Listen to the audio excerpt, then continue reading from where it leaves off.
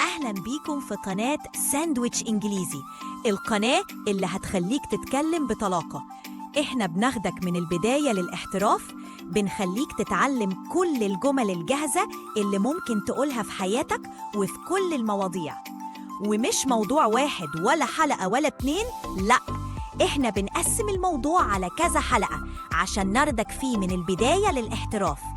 تابع معانا الفيديوهات كل يوم، ووعد مننا هنخليك تتكلم بطلاقة.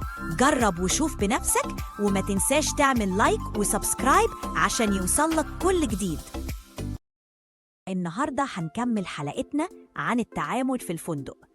لو عايز تطلب فوقة زيادة تقدر تقول Can I have an extra towel please؟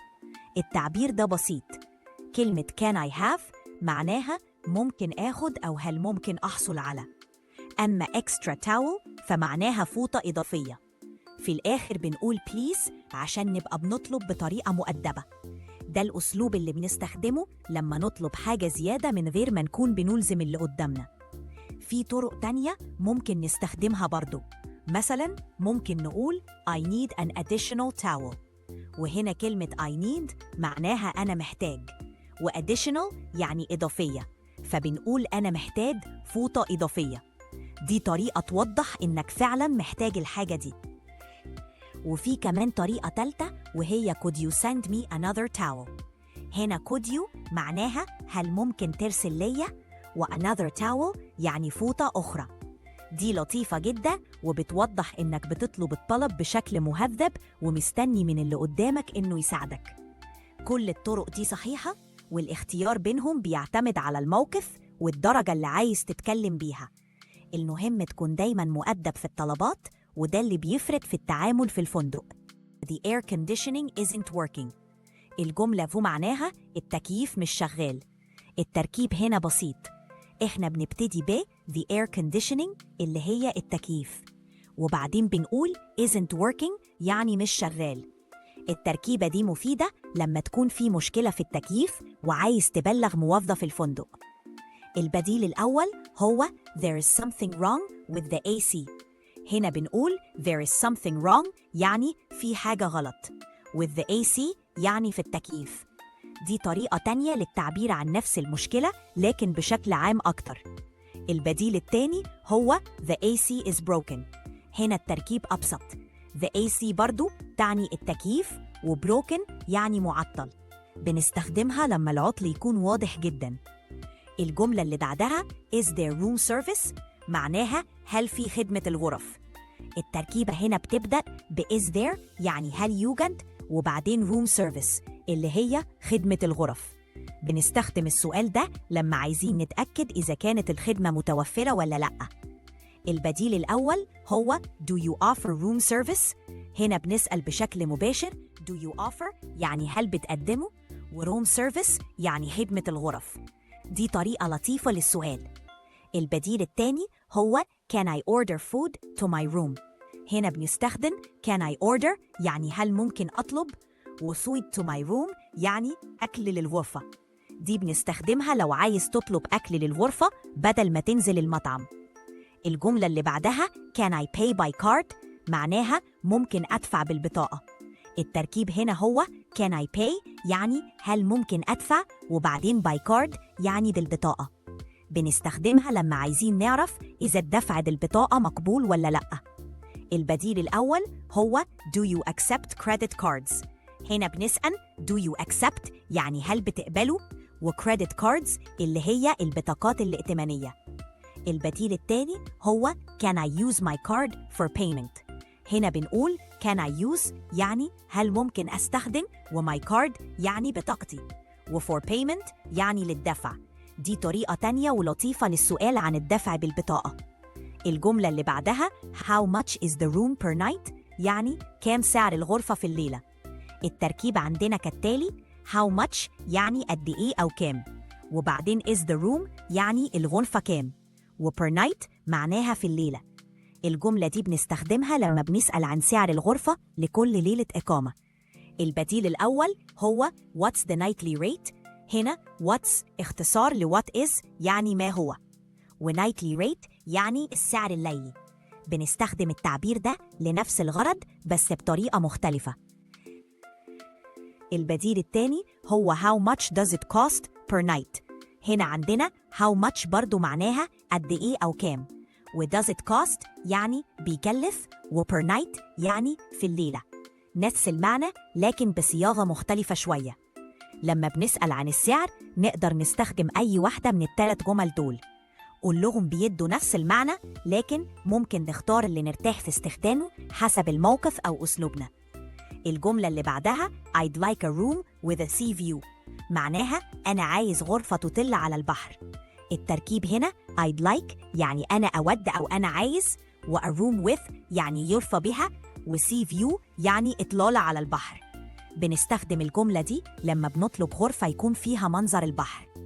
البديل الأول هو Can I get a room facing the sea؟ هنا Can I get يعني هل ممكن أحصل على، و facing the sea يعني مطل على البحر. دي طريقة تانية للسؤال عن نفس الطلب. البديل التاني هو I want a room with an ocean view. هنا I want يعني أنا أريد، و an ocean view يعني إطلالة على المحيط، وهي تقريبا نفس المعنى لإطلالة البحر. لما بنطلب غرفة معينة في الفندق الجمل دي بتوضح إنك محتاج غرفة بمنظر بحري. الجملة اللي بعدها Is there free parking؟ السؤال ده معناه هل في ركنة مجانية. التركيب هنا هو Is there يعني هل يوجد، و free parking يعني ركنة مجانية. بنستخدم السؤال ده لما عايزين نتأكد إذا كان الفندق بيوفر مكان لركن العربية مجاناً. البديل الأول هو Do you have free parking spots؟ هنا Do you have يعني هل عندكم، و free parking spots يعني أماكن ركنة مجانية. دي طريقة تانية للسؤال عن نفس الموضوع. البديل التاني Is parking included؟ ومعناها هل الركنة مشمولة. التركيب هنا بيبدأ is يعني هل، و parking يعني الركنة، و included يعني مشمولة أو ضمن الخدمة. الجملة دي بنستخدمها لما عايزين نعرف إذا كان الركن مجاني وجزء من خدمات الفندق. I need help with my luggage. الجملة دي معناها أنا محتاج مساعدة في شنطي. التركيب هنا بسيط، I need يعني أنا محتاج، و help يعني مساعدة، و with my luggage يعني في شنطي. بنستخدم الجملة دي لما نحتاج حد يساعدنا في حمل الشنط. البديل الأول هو Can someone take my bags؟ وده معناه هل ممكن حد يشيل شنطي؟ التركيب هنا Can someone يعني هل ممكن حد، و take my bags يعني يشيل شنطي. الطريقة دي أكثر مباشرة. البديل الثاني هو Could you send the bellboy؟ وده معناه هل ممكن تبعت البيل بوي. التركيب هنا Could you يعني هل ممكن، و send the bellboy يعني تبعت عامل الشنط.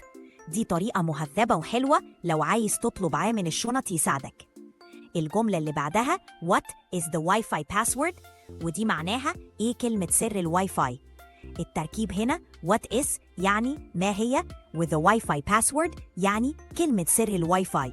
دي بنستخدمها لما محتاجين نعرف كلمة السر. البديل الأول هو Can you give me the Wi-Fi code؟ وده معناه هل ممكن تديني كود الواي فاي.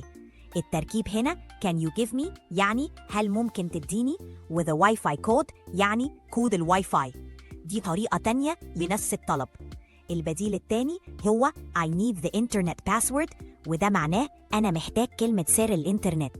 التركيب هنا I need يعني أنا محتاج، و the internet password يعني كلمة سر الإنترنت. الجملة دي واضحة جدا. الجملة اللي بعدها Can I extend my stay؟ ودي معناها هل ممكن أمدد إقامتي؟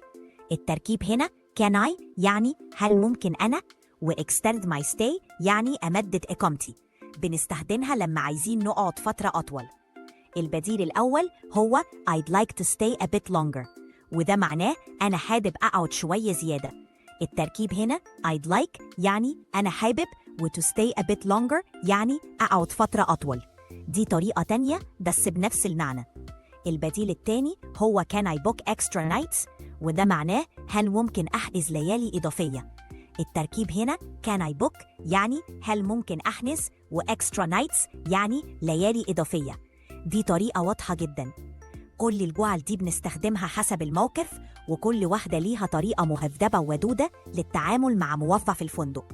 دول شوية مفردات هتفيدنا في الفندق. أول كلمة هي breakfast included. breakfast included معناها الإفطار مشمول، يعني الفطار موجود ضمن الإقامة ومش محتاج تدفع عليه زيادة. بعد كده room service. room service يعني خدمة الغرف، ودي خدمة بتسمح لك تطلب أكل أو حاجات تانية للغرفة. بعدها do not disturb. do not disturb يعني ممنوع الإزعاج. العبارة دي بتحطها على باب الغرفة لو عايز خصوصية ومحدش يزعجك. الكلمة اللي بعدها ميني بار. ميني بار ودي تعني بار صغير في الغرفة فيه مشروبات خفيفة وسناكس، عادة بيكون ليه تكلفة إضافية. late check out معناها تسجيل خروج متأخر، يعني لما تطلب إنك تفضل في الغرفة بعد وقت الخروج الرسمي. مثلا بدل ما تخرج الساعة 12 الظهر تفضل لحد العصر. الكلمة دي مفيدة لما تكون محتاج وقت إضافي قبل ما تسلم الغرفة. الكلمة اللي بعدها هي booking confirmation، ودي معناها تأكيد الحجز، يعني الورقة أو الإيميل اللي بيأكد إنك حجزت غرفة في الفندق. لما توصل الفندق ممكن الموظف يسألك عن booking confirmation عشان يتأكد من حجزك. الكلمة اللي بعدها هي payment method، ودي معناها طريقة الدفع، يعني إزاي هتدفع، نقدي ولا ببطاقة ائتمان ولا بأي طريقة تانية. لما تيجي تدفع الفاتورة الموظف ممكن يسألك what payment method would you like to use، يعني حابب تدفع بأي طريقة. الكلمة اللي بعدها هي cancellation policy، ودي معناها سياسة الإلغاء، يعني الشروط اللي بتحدد لو حبيت تلغي الحجز قبل الوصول. مثلا ممكن الفندق يسمح بالإلغاء المجاني قبل بيومين من الوصول. الكلمة اللي بعدها luggage، ودي معناها الأمتعة أو الشنط، أي شنطة سفر أو حاجة بتحملها معاك بتتسمى luggage. الكلمة اللي بعدها bell boy، وده هو عامل الشنط في الفندق اللي بيساعدك يشيل الشنط لحد الغرفة. كلمة amenities معناها المرافق أو الخدمات اللي بتكون موجودة في مكان معين علشان توفر راحة للناس. مثلا في فندق الامانيتيز ممكن تكون حمام سباحة، جيم، أو خدمة واي فاي، يعني حاجة بتسهل وتضيف راحة أو رفاهية للمكان. بعد كده عندنا air conditioning، ودي معناها تكييف الهواء اللي بيستخدم في تبريد الغرفة. وأخيراً towel، ودي معناها الفوطة اللي بنستخدمها بعد الاستحمام. احنا النهاردة خلصنا حلقاتنا عن الفندق، لكن لسه ما خلصناش كل الجمل. تابعوني الحلقات اللي جاية عشان أنا باخدكم في الجمل من البداية للاحتراف، فانتظروني الحلقات الجاية وقولولي تحبوا نكمل عن الفندق ولا ندخل على موضوع تاني وبعدين نرجع للفندق مرة تانية. وما تنسوش تدعموني بلايك وسبسكرايب عشان يوصلكم كل جديد.